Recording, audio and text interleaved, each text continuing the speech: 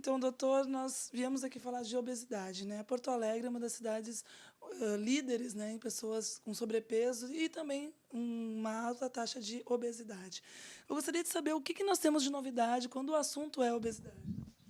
O que se tem de novidade hoje é que hoje se sabe que a obesidade é um processo de alteração todo o metabolismo e também um processo inflamatório. Classicamente parece que se pensa que a gordura apareceu do nada e do nada pode voltar, né? Ou seja, todas as dietas clássicas são dietas subnutridoras, ou seja, vamos fazer a pessoa comer pouco e isso vai obrigá-la a queimar a gordura e com isso então ela vai perder peso. Óbvio que uma pessoa subnutrida vai passar fome e vai emagrecer. Mas se você pensar que, na verdade, o que a pessoa tem é uma lentidão do metabolismo, ou seja, o metabolismo está muito mais lento, a capacidade dela de gerar energia, de queimar, está muito baixa, o que vai acontecer? Se você entra em subnutrição, você emagrece. Só que a velocidade metabólica vai ficar mais baixa ainda. Então, quando você sair da dieta subnutridora, você vai voltar a engordar. É o que acontece com todo mundo, o famoso efeito sanfona, né? E se você olhar, todas as dietas são focadas para isso. Uma tira gordura, uma tira carne, outra tira proteína, outra tira açúcar, outra tira gordura. Cada uma tira fome com remédio, outra tira vontade de comer. Ou seja, todas elas têm o mesmo objetivo, subnutrir. Só que o resultado a longo prazo é muito falho. É o que eu sempre pergunto para o paciente, olha, você quer emagrecer ou você quer ser magro? São dois tratamentos diferentes.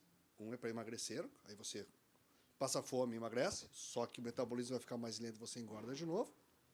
Ou você se torna uma pessoa magra. Para se tornar uma pessoa magra, você tem que corrigir, você tem que reprogramar o seu metabolismo. Ou seja, você tem que tirar todas as interferências, e hoje sabe que as interferências são esses processos inflamatórios, que acontecem no intestino, nos tecidos. Esses processos inflamatórios aumentam, em primeiro lugar, a produção de células gordurosas. Antes se pensava que o número de células gordurosas que você tinha era igual a vida inteira. Hoje se sabe que você vai aumentando, pode criar novas células de gordura. Você vai ter bloqueio por exemplo, da leptina, que é o que dá a sensação de saciedade. Você começa a ter fome, aumenta a grelina, aumenta a NY, ou seja, outros elementos neurotransmissores, ou seja, a parte neurológica afetada, e você come, sabe aquela que você comeu, você nem viu o que eu comi? E são alterações neurológicas, perdão, neurológicas. E você tem, então, você tem o estado inflamatório, se eu inflamo o dedo, eu já incho, imagina inflamar o corpo inteiro, você incha. Por isso que as pessoas dizem, nossa, eu vario 2 quilos por dia, por causa do processo inflamatório. Então você tem a parte neurológica, você tem a parte imunológica, e você tem também a parte endocrinológica, que é a alteração dos hormônios. Você tem excesso de cortisol, que aumenta a resistência à insulina, então você faz mais barriga, a sua barriga cresce. Então, o controle do organismo, ele é assim. Esse é o conceito mais moderno na medicina em geral. É um triângulo, né? Neuro, imuno, endócrino. Então, na verdade, na obesidade, você tem uma alteração dos três. Neurológica, dos neurotransmissores, de fome, saciedade. Imunológica, processos inflamatórios. E endocrinológica, alteração de hormônios. Então, nesses três estados, todos eles favorecem a baixa da velocidade, você produz menos energia, você queima menos, e aí começa a fazer o acúmulo. Por exemplo, se viu nos últimos congressos que é um acúmulo de macrófagos, que são as células que comem, né, os vírus e as bactérias, dentro do tecido gorduroso. Então, bloqueia o tecido gorduroso e ele aumenta mais. Então, você vê que o processo inflamatório também aumenta a obesidade.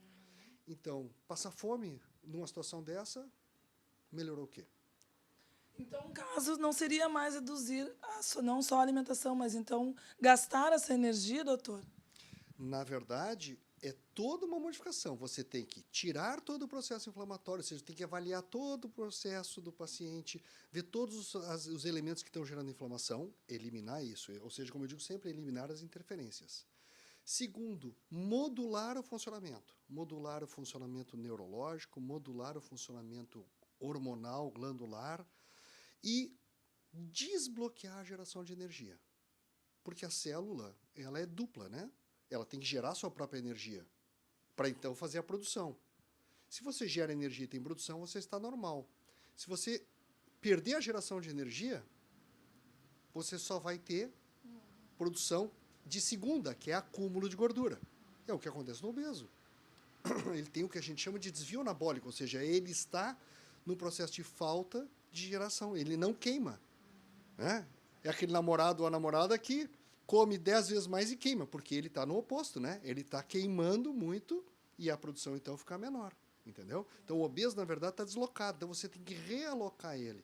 Então, na parte nutricional, que é fundamental, óbvio, né? É a alimentação qualitativa e não quantitativa.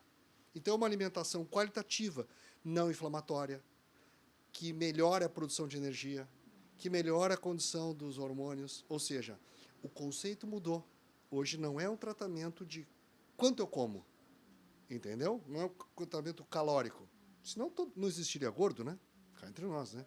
Então, na verdade, é um tratamento qualitativo, regulando todo o funcionamento do organismo, todos os sistemas de controle e regulando todo o procedimento e função das células. E isso é visto com exames. Eu chego aqui, estou obesa com o senhor. Como é que o senhor vai avaliar todo o meu metabolismo?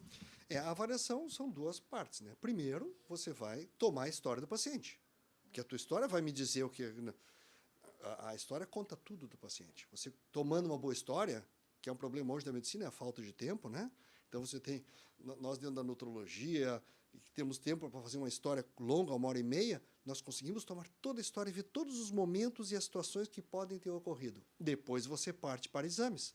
Você vai partir para exames de sangue ou outros exames que sejam necessários, então você consegue fechar totalmente com o paciente quais são o quadro, para ele ter um entendimento disso e então partir. Porque se você conseguir corrigir tudo, aí ele vai se tornar magro. É óbvio que eu não posso preparar ele para o casamento da semana que vem ou daqui 15 dias. Mas, com certeza, eu vou preparar ele para o resto da vida dele. Né? E esse aqui é o importante, é qualidade, né? E não quantidade. Como eu vou modificar o metabolismo desse paciente, fazer com que ele gaste mais energia? Você vai trabalhar... Aí você tem várias ferramentas. Né? Você tem medicações dinamizadas, você tem fitoterapia adaptógena, você tem medicamentos frequenciais, você tem suplementações, você tem medicações convencionais e você tem toda a parte de nutrição funcional que você pode trabalhar. Ou seja, na verdade, é um conjunto, né? Eu digo sempre meus pacientes, é o conjunto da obra, né? Porque eu não consigo ter uma pílula mágica, por mais que as pessoas adorem pílulas mágicas para se tratar, né? Mas infelizmente as pílulas mágicas não existem. Você tem todo um trabalho de autorresponsabilização do paciente, porque ele também tem que mudar várias coisas, porque se ele está com processos inflamatórios, ele tem que mudar o seu hábito de vida para sair desse processo inflamatório, junto com a medicação, que vai ajudar, obviamente. Né? E desde quando essa nova forma de ver, né, o metabolismo, essa reprogramação, está sendo analisada pelos especialistas? Está entrando, né? Isso são novidades, é medicina de ponta, né? Então, são coisas que estão, trabalhos novos, trabalhos desse ano, do ano passado, de 2, 3 anos atrás, dos Estados Unidos, da Europa, do Japão, do mundo inteiro, que são trabalhos novos que estão mostrando, só que, como todo trabalho, eles são localizados. O que está acontecendo é a união a visão geral, a visão sistêmica desses trabalhos, que está sendo avaliada, né? Então, como todas as coisas novas, demoram para ser vistas e reconhecidas, mas já todos os trabalhos científicos estão mostrando isso, né? E quando isso vai estar disponibilizado assim, para os pacientes? Por exemplo, aqui no seu consultório, você já vai estar trabalhando com isso? Já estamos trabalhando com isso, né? Porque as medicações já disponíveis já existem no mercado. Na verdade, o que mudou era a maneira de se olhar o trabalho e o problema. E isso, então, com essas novas pesquisas, com esses novos congressos que houveram mostrando esse conhecimento, nós já estamos utilizando isso nos pacientes, né? Mas, como eu sempre digo, as coisas são com qualidade.